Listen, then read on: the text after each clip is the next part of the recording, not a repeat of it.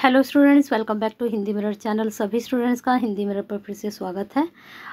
अभी जो हमने आपको इवनिंग में वीडियो दी थी वह कम्युनिकेशन स्किल का जो पेपर हुआ है आज बीएससी बीकॉम का, तो वो हमने सॉल्व भी करवाया है। और साथ उसमें बीए बीएससी के जो स्टूडेंट्स हैं उनके लिए तो बेनिफिट्स है ही है उस वीडियो को देखकर, लेकिन जिनका कल पेपर है बीए के स्टूडेंट्स उनके लिए भी कहीं ना कहीं ये वीडियो बहुत ही बेनिफिशियल रहेगी, क्योंकि आपके कल क्वेश्चंस यहाँ से बहुत सारे रिपीट होने वाले हैं।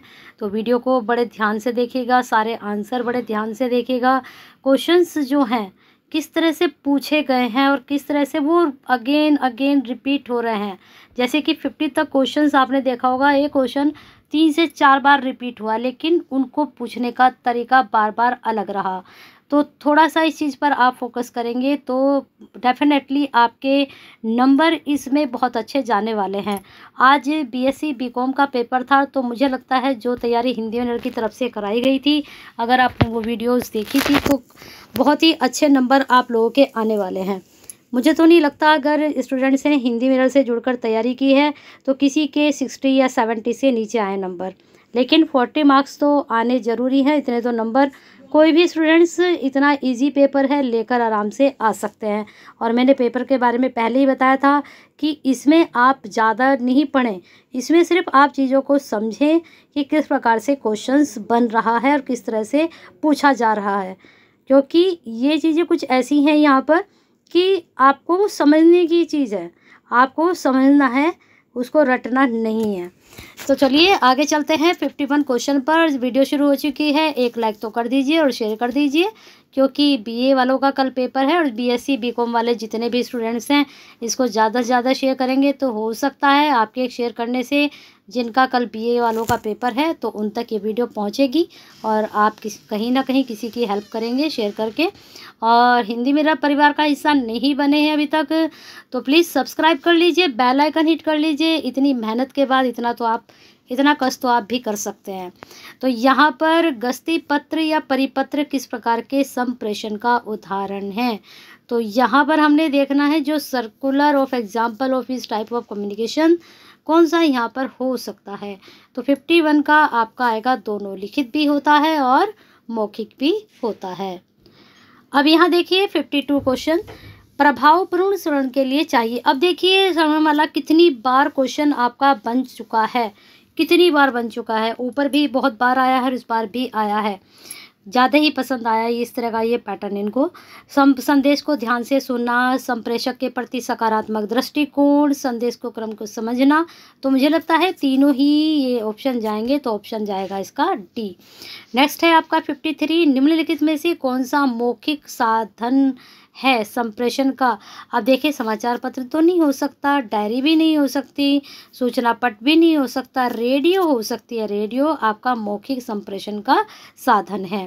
नेक्स्ट आपका है 54 टेलीफोन संप्रेषण किस प्रकार का साधन है, तो लिखित नहीं है, तो ये कैसा होगा, मौखिक साधन है टेलीफोन। नेक्स्ट है आपका कार्यालय बैठकों में किस प्रकार का संप्रेषण होता है, तो जो ऑफिशियल मीटिंग होती है वहाँ पर किस प्रकार का संप्रेषण होता है, तो यहाँ पर आप 55 में अगर आप लगा रहे हैं सी तो बिल्कुल सही है। कुछ चीज़ें कार्यालय जो ऑफिशियल मीटिंग होती है आपको रिटर्न में दे दिया जाता है कि इस पर आपको वर्क करना है, कुछ वर्बली आपको बोलकर बता दिया जाता है कि इस टॉपिक पर आपको काम करना है, तो दोनों ही यहाँ पर होते हैं। तो अब चलते हैं आगे आपके 56 क्वेश्चन की तरफ। चलिए 56 क्वेश्चन पर आ चुके हैं। किस प्रकार के संप्रेषण में शब्दों के अलावा शारीरिक अंगों के परिचालन द्वारा संदेश को प्रभावशाली बनाया जाता है, तो 56 का अगर आप सोच रहे हैं बी तो बिल्कुल सही है। अभी से थोड़ा सा समझ लीजिए क्या है इसमें। ये कह रहा है कि किस प्रकार के संप्रेषण में शब्दों, ध्यान दीजिए, शब्दों के अलावा, आप जो शब्द हैं उनके अलावा क्या करेंगे, शारीरिक अंगों के परिचालन द्वारा संदेश को प्रभावशाली बनाया जा सकता है। तो मौखिक में हम बना सकते हैं बिना शब्दों, कैसे, हम जैसे रेडियो है, टीवी है, तो वो भी आपके मौखिक में ही आते हैं ना। चलिए आगे चलते हैं। नेक्स्ट है किस प्रकार के आपके जो साधन हैं किस प्रकार के संप्रेषण में कागज पर व्यय नहीं होता है? तो आप देख लीजिए, लिखित में तो होगा, कागज़ पर व्यय आप करेंगे, जब पेपर खरीदेंगे तभी तो आप उस पर अपना कोई बात लिख पाएंगे। लेकिन जो आप वर्बली करेंगे तो उसमें क्या होता है, आपका ओरल में कोई भी पेपर वर्क नहीं होता। आप अपने एक दूसरे की बात अपने मुंह से भी बता सकते हैं। चलिए 58 देख लीजिए। ऐसी तो मैं कह रही हूँ ना कि देखिए क्वेश्चंस कितना ईजी है, लेकिन यहाँ क्या करना है, सिर्फ आपको समझना है बहुत ध्यान से। कई बार बच्चे क्या करते हैं, ओवर कॉन्फिडेंस हो जाते हैं, कितने इजी हैं हम तो आराम से कर लेंगे, और वो इजी के चक्कर में गलत आंसर करके आ जाते हैं। तो आपको बड़े ध्यान से पढ़ना है। इजी भले ही हो लेकिन फिर भी आपको उसको बहुत सीरियस होके करना है। इजी होने का मतलब ये नहीं कि आप बिल्कुल उसमें आ जाएं कि हम तो आराम से कर लेंगे, उसमें भी आपको एक सीरियसनेस होनी चाहिए आपके अंदर आंसर देने की। चलते हैं आगे 58 पर। संप्रेषण के साधन का चुनाव करते समय किन किन बातों का ध्यान रखना चाहिए? तो भाई देख लीजिए, समय की गति धीमी हो, साधन की गति तीव्र हो, साधन बहुत खर्चीला हो, साधन जटिल हो। तो यहाँ पर उन्होंने कहा है साधन का चुनाव करते समय, अब यहाँ इन्होंने ऑप्शन तो दिया नहीं उपरोक्त सभी, तो इसका मतलब हमें इसमें से कोई एक ही चुनना होगा। तो क्या चुन सकते हैं? साधन की गति धीमी हो। संप्रेषण का जब साधन चुनेंगे आप तो उसकी गति धीमी उतरी होगी तो आप नहीं कर पाएंगे, खर्चीली होगी तब भी आप नहीं कर पाएंगे, जटिल होगी तब भी नहीं कर पाओगे। तो धीमी हो तो आप आराम से कर सकते हो काम। चलिए अब आ चुके हैं 59 पर। संप्रेषण का क्षेत्र है सुकुमार, सुकुंचित, विस्तृत। तो संप्रेषण जो है कैसा होता है? विस्तृत होता है, उसकी कोई सीमा नहीं है, कहीं भी कैसे भी संप्रेषण हम कर सकते हैं, चाहे वो रिटन में हो चाहे ओरल हो, किसी भी तरह का हो। वैदिक संप्रेषण सिद्धांत किस देश की प्रक्रिया का आधार है? तो भाई आपको पता ही है, वैदिक जो है हमारे देश की पहचान है, वैदिक साहित्य है, वैदिक जो हमारा टाइम रहा है, तो वो सब कब का टाइम रहा है? हमारे भारत का ही रहा है। ठीक है, नेक्स्ट है साक्षात्कार निम्न में से क्या है? क्या है? विज्ञान है, सांख्यिकी है, वाणिज्य है, कला है। तो सांख्यिकी नहीं हो सकता, स्टैटिक्स तो नहीं हो सकता है, विज्ञान भी नहीं हो सकता है, वाणिज्य भी नहीं हो सकता, साक्षात्कार एक कला है। नेक्स्ट है आपका संप्रेषण एक निरंतर। अब देखिए क्वेश्चन मैंने आपको जब मैंने आपको MCQs कराए थे तो वहाँ ये कई बार मैंने आपको बताया था कि ये प्रश्न आपके एग्जाम में बनेगा। तो निरंतर क्या है? प्रक्रिया है या कार्यक्रम है? कागज और योजना तो हो नहीं सकते, ये तो एलिमिनेट कर दीजिए। लेकिन प्रक्रिया और कार्यक्रम में से आपको एक को चुनना होगा। तो यहाँ पर संप्रेषण एक निरंतर प्रक्रिया जो नहीं रुकती है। नेक्स्ट चलते हैं। नेक्स्ट है आपका 63। संदेश ऐसा संकेत है जो क्या है कि प्रतिक्रिया चालू कर देता है। किसकी प्रतिक्रिया? ड्राइवर की, प्राप्तकर्ता की, प्रेषक की, या फिर स्वच्छताकर्मी की? तो स्वच्छताकर्मी तो हो नहीं सकता और ना ही ड्राइवर हो सकता। अब बचे हमारे पास दो। अब इन दो ऑप्शन में क्या होगा? भाई प्रेषक तो भेज रहा है ना संदेश को, तो वह संदेश से संकेत कर रहा है किसको? प्राप्तकर्ता को, जिसके अंदर क्या शुरू हो जाएगी? एक प्रतिक्रिया चालू कर देता है। कौन? प्रेषक। नेक्स्ट है प्रेषक के संदेश को, प्रतिक्रिया को क्या कहते हैं? एक प्रेषक ने अपना संदेश दिया और उसके बाद जब वो जिसके पास वो गई हमारी संदेश, जो हमारा संदेश जिसके पास गया, रिसीवर के पास, तो वह क्या करेगा? हमें प्रतिक्रिया देगा। तो उसका बदले में जो हमें देगा वो क्या देगा? फीडबैक देगा। जैसे कि आप हमें फीडबैक देते हैं, मैं आपकी प्रेक्षक हूँ, मैं आपके पास पेपर भेज रही हूँ, संदेश के माध्यम से एक पेपर सॉल्व करके भेज रही हूँ, तो आप मुझे फीडबैक देंगे कहाँ? कमेंट बॉक्स में दीजिए। चलिए जल्दी से चलिए आगे चलते हैं। संदर्भ प्रेषक और प्राप्तकर्ता के मध्य संबंध को दर्शाता है। तो मैं प्रेषक हूँ, आप प्राप्तकर्ता है, तो हमारे बीच कैसा संबंध है? तो फिजिकल नहीं है, सांस्कृतिक भी नहीं है, आर्थिक भी नहीं है, हमारा संबंध कैसा है? एक सामाजिक संबंध है। ठीक है, चलिए आगे चलते हैं। 66 पर हम आ चुके हैं। अब यहाँ पर फिलिंदा ब्लैंक से का संबंध उस समस्त कारकों से जो संप्रेषण को बाधित करते हैं। तो यहाँ पर क्या है? कहीं नहीं, कोई नहीं, बकवास, शोरगुल। तो बकवास क्या होगी? वो तो कोई एक आदमी ही कर सकता है, लेकिन शोरगुल है बहुत सारे लोग कर सकते हैं। तो शोरगुल का संबंध उन समस्त कारकों से है जो संप्रेषण को बाधित करते हैं। नेक्स्ट है, बहुत ही बढ़िया प्रश्न है, देखिए कितना ये घुमाकर पूछा गया। सबसे बड़ा कारक, सबसे बड़ा जो बढ़िया आप बोल सकते हैं वो यही होता है शोरगुल। नेक्स्ट है, पर्यावरण बाधाएं वैसी हैं जैसे, देखिए कितना घुमावदार ये क्वेश्चन यहाँ पर पूछा गया है।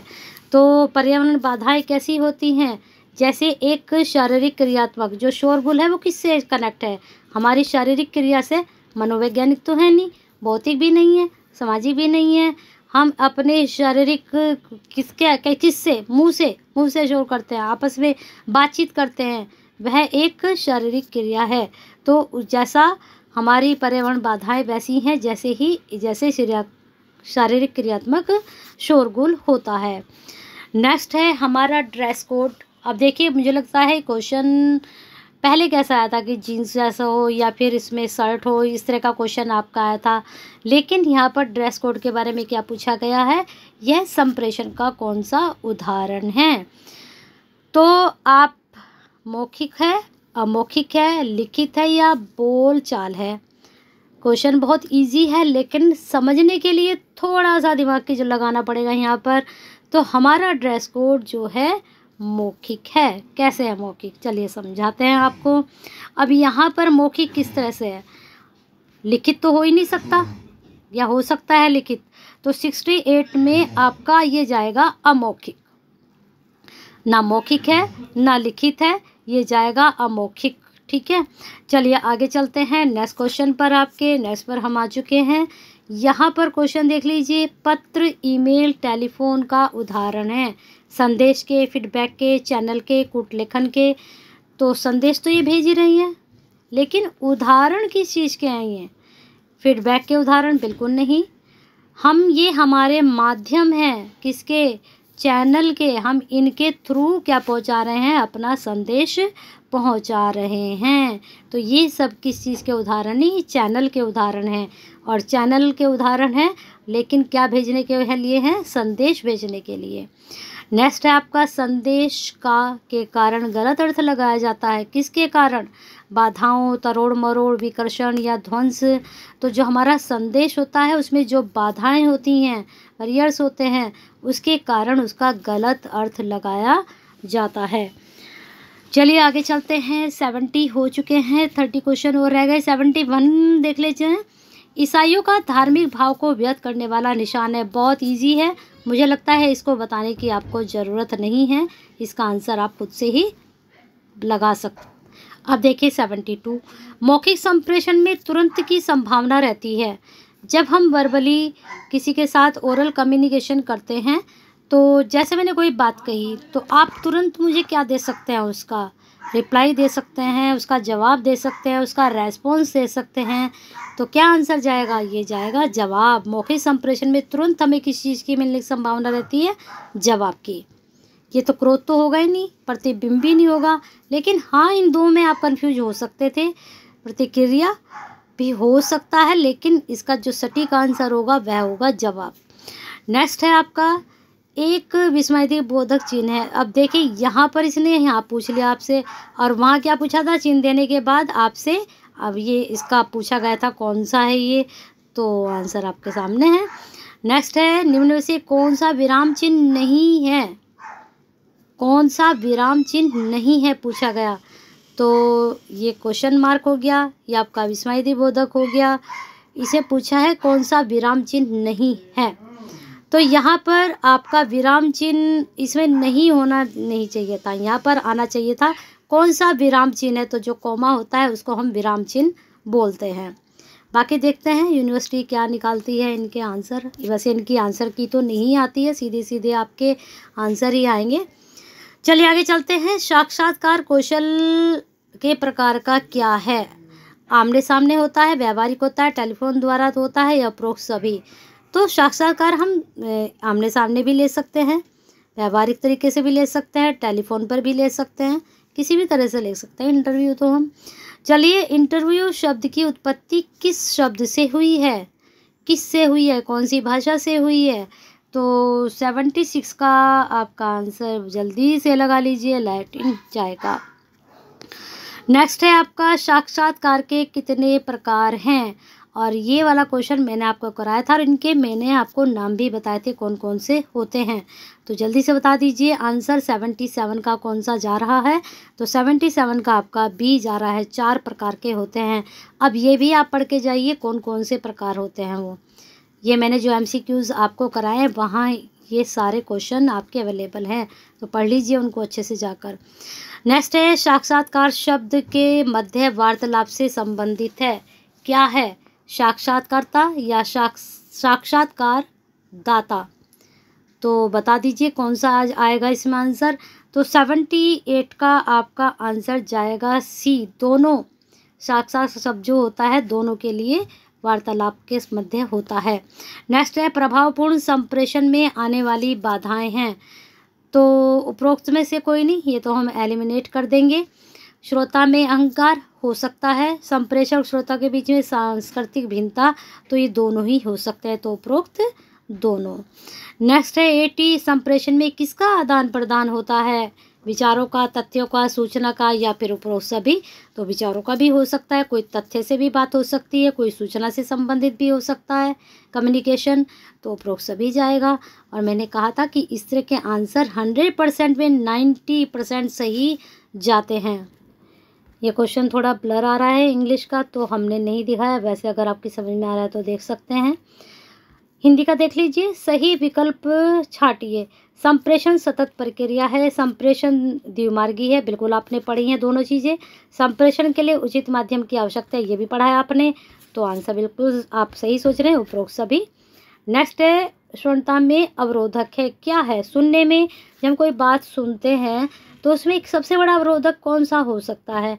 तो उस समय का वार्तालाप जो हो रहा है या शांत वातावरण, ये तो होएगा ही नहीं, एलिमिनेट कर दीजिए। बोलने वाले के प्रति सम्मान, ये भी नहीं हो सकता। उचित शारीरिक प्रतिक्रिया, ये भी नहीं हो सकता। तो उसके समय जब अगर आप वार्तालाप कर रहे हैं तो वो सबसे बड़ा अवरोधक होगा, क्योंकि उससे शोर हो रहा है और शोर और भी ज़्यादा अवरोधक हो जाता है। नेक्स्ट है प्रभावपूर्ण समझ में बाधा है, क्या है, छोटा संदेश, बड़ा संदेश, सरल भाषा में संदेश, ये तो हो ही नहीं सकता। जो हम सरल भाषा में देंगे वो बाधा कैसे बन सकता है। अच्छा व्यवहार भी बाधा नहीं हो सकता, एलिमिनेट कर देती है। छोटा संदेश भी बाधा नहीं हो सकता। अब जो बड़ा संदेश होगा तो कहीं ना कहीं वह बाधा उत्पन्न कर सकता है। ये क्वेश्चन भी इंग्लिश में थोड़ा ब्लर आ रहा है, इसको आप चेक कर सकते हो। नेक्स्ट हम इसमें बता रहे हैं हिंदी में आपको।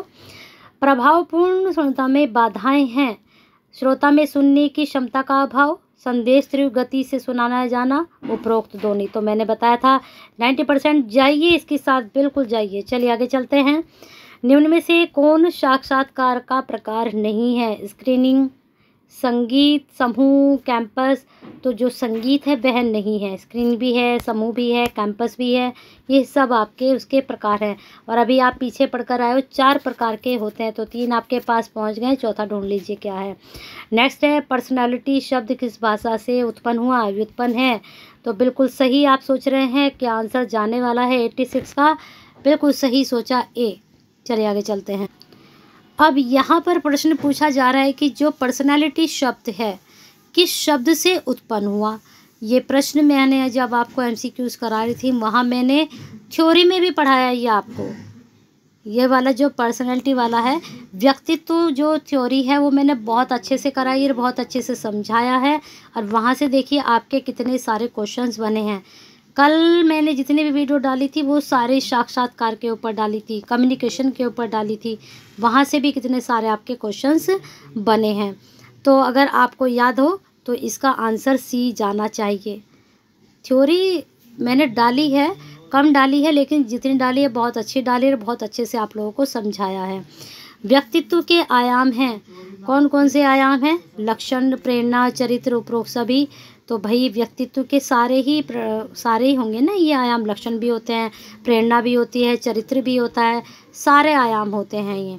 अत्यधिक दोहराए जाने वाला व्यवहार क्या कहलाता है।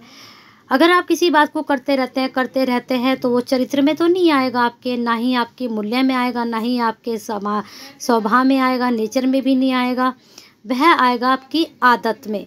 जब आपको किसी चीज़ की आदत पड़ जाती है तो वही काम आप बार बार करते हैं। स्वभाव के कारण नहीं करते आप कोई काम, आप करते हैं अपनी आदत के अनुसार। तो देखिए इस तरह के क्वेश्चन आपको ऐसे समझने हैं। अब इन दो को तो खैर आप खुद से ही एलिमिनेट कर दोगे, लेकिन आप कहाँ कंफ्यूज हो सकते हैं, आदत में और स्वभाव में, लेकिन इसका आंसर आदत जाएगा। तो ऐसे आपको चीज़ों को समझना है। चलिए अब देख लेते हैं नेक्स्ट क्वेश्चन। स्वस्थ व्यक्ति कौन है? जो अपनी भावनाओं के प्रति जागरूक रहते हैं, जो वर्तमान में रहते हैं, जो अतीत में नहीं जीते हैं। तो मुझे लगता है सारे ही आंसर बिल्कुल सटीक है, तो आंसर डी ही इसका जाना चाहिए। नेक्स्ट है इंक ब्लॉट टेक्निक का प्रयोग होता है। ये मैंने आपको पढ़ाया था, याद कीजिए। जो मेरी फर्स्ट वीडियो आई थी इसके कम्युनिकेशन की थ्योरी की, वहाँ ये चीज़ मैंने आपको पढ़ाई थी, रोशा करके मैंने आपको पढ़ाया था, तो वहाँ से ही है। तो इसका टेक्निक का प्रयोग कहाँ होता है? और ये जो मैंने आपको पर्सनैलिटी वाला टॉपिक कराया था, वहाँ ये वाला आया था, व्यक्तित्व परीक्षण में इस चीज़ का हम प्रयोग करते हैं। बच्चों ने क्या लगा दिया होगा, उत्तर पुस्तिका चुनाव में हमारे इंक लगाई जाती है हमारी उंगली पर, वहाँ कर दिया होगा, या फिर इसमें लगा दिया होगा भविष्यवाणी में। अगर आपने व्यक्तित्व परीक्षण नहीं पढ़ा तो आप इसी तरह के ऑप्शन लगा कर आए होंगे, लेकिन जिन बच्चों ने पढ़ा है थ्योरी व्यक्तित्व परीक्षण में इस चीज़ का प्रयोग होता है, तो उन्होंने बिल्कुल सही लगाया होगा आंसर। कल आप ये लोग गलती मत करना, बीए वाले। नेक्स्ट है यहाँ पर, निम्न में व्यक्तित्व के प्रमुख निर्धारक होते हैं। तो बताया था मैंने कि आनुवंशिकता भी होती है, संस्कृति भी होती है, भौतिक वातावरण भी होता है। ये चीज़ें बहुत डीपली मैंने पढ़ाई थी, और यहाँ से क्वेश्चंस मुझे लगता है 30 के अबाव ही बने हैं, तो प्रोक सभी आ जाएगा इसमें से। अब 93 देख लीजिए। 93 में किसी व्यक्ति की भावनात्मक प्रवृत्ति के संपूर्ण योग को क्या कहते हैं? तो लक्षण तो नहीं कहेंगे, ना ही प्रेरणा कहेंगे, चरित्र कहेंगे, या फिर मिजाज। तो यहाँ पर अगर आप हमारी सेंस से सोचेंगे तो हम तो यहाँ पर मिजाज लगाएंगे, चरित्र नहीं होगा। ये तो होंगे ही नहीं खैर दोनों, लेकिन यहाँ पर मिजाज होगा। किसी व्यक्ति की जो भावनात्मक प्रवृत्ति होती है तो वह कैसा होता है, उसका मिजाज ऐसा है। कहते हैं ना, इसका गुस्से वाला मिजाज है, इसका खुशनुमा मिजाज है, इसका प्यार वाला मिजाज है। तो इस तरह से यहाँ पर मिजाज की बात हो रही है। आवश्यकताओं की पूर्ति को स्थगित करने के व्यवहार को क्या कहते हैं? तो जो आवश्यकताएं हैं हमारी, उसको हमने अपने व्यवहार से हटा दिया तो क्या कहेंगे उसको? हमारा क्या है? हमारी आत्मा पर नियंत्रण है। आत्मनिर्देश नहीं है, ना आत्म प्रबलन है, ना आत्मनिर्णय है, हमारा नियंत्रण है। अपनी आवश्यकताओं को अपने बस में रखना, अपने उनको स्थगित करना, तो ऐसे व्यवहार को हम क्या कहते हैं? आत्मनियंत्रण। चलिए आगे चलते हैं। नियमित रूप से घटित होने वाले व्यवहार में समग्र रूप को क्या कहेंगे? आप कोई बात डेली करते हो, देखिए क्वेश्चन दोबारा वही पूछ रहे हैं जो अभी आया था। तो डेली आप कोई काम कर रहे हो तो आपके चरित्र में नहीं आएगा, आपकी वैल्यू में नहीं आएगा, स्वभाव में ही यहाँ पर आएगा। ठीक है, आदत हमने ऊपर ले लिया था, यहाँ पर लेंगे हम स्वभाव। नियमित रूप से घटित होने वाले व्यवहार के समग्र रूप को, वह आपका स्वभाव है कि आप वही काम अपने व्यवहार के अकॉर्डिंग करे जा रहे हो। अब देख लीजिए 96, जैविक रूप या आधारित प्रतिक्रिया करने का विशिष्ट तरीका क्या कहलाता है? अब यहाँ पर 96 में बन सकता है आपका आंसर। यहाँ हम थोड़ा डाउटफुल हैं, लेकिन फिर भी हम आपको जैविक रूप से आधारित प्रतिक्रिया का विशेष तरीका होता है आपकी वैल्यू। ठीक है, जैविक रूप से। चरित्र भी हो सकता है, हम इन दोनों में डाउटफुल हैं, आप इसको देख लीजिएगा। नेक्स्ट है आपका संवेदनशीलता, चिड़चिड़ापन, घबराहट, कुछ विशेषण हैं ये, पता है ना सबको विशेषण, लेकिन जिन्हें का वर्णन करने के लिए लगाते हैं, क्या लगाते हैं बताइए? यहाँ पर भी आपका मिजाज ही आएगा, क्योंकि अगर आप चिड़चिड़े हैं तो आपका मिजाज ऐसा है, आप घबराते हैं तब भी आपका मिजाज है, और आप संवेदनशील है तब भी वह आपका मिजाज ही है। तो इनको हम वर्णन करने के लिए मिजाज लगाएंगे, हैं वैसे ये विशेषण। नेक्स्ट है आपका 98, प्रमुख रूप से व्यक्तित्व कितने आयाम हैं? बिल्कुल बताया था आपको थोड़ी देर पहले, तो 98 का आपका जाएगा 4। ठीक है, अब आ चुके हैं 99 पर। व्यक्ति के रूप में हम जब अपने मूल्य या योग्यता का आकलन करते हैं तो उसे हम क्या कहते हैं बताइए? आत्मसभ्यता, आत्मनियमन, आत्मसम्मान या आत्मनिर्णय। हमने अपनी योग्यता को समझ लिया कि हमारी योग्यता और मूल्य क्या है, तो हमने खुद से अपने क्या कर लिया, हमने आत्मनिर्णय ले लिया है कि हम किसके लायक हैं, किसके योग्य हैं, कैसे हैं, तो वो हमारा आत्मनिर्णय रहा। चलिए 100 पर पहुंच चुके हैं। थीमेटिक, एक बार स्कोर देख लीजिए। थीमेटिक अप्रिसिएशन टेस्ट यानी कि TAT का प्रयोग हम किसके मूल्यांकन में करते हैं? बिल्कुल सही। अगर आप सोच रहे हैं व्यक्तित्व तो बिल्कुल सही, दूध के मिलावट में नहीं, प्रदूषण में नहीं, उत्तर पुस्तिका में नहीं, सीधा हम TAT में हम इसका प्रयोग करते हैं। कहीं ना कहीं वो जो रोशा इंक वाला मैंने कराया था वहीं से ये रिलेटेड है क्वेश्चन।